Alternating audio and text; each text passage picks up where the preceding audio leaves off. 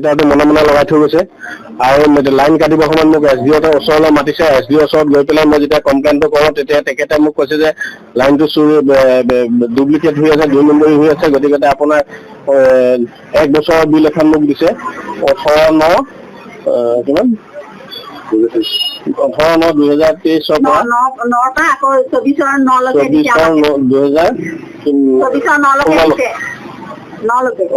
9 দিছে 1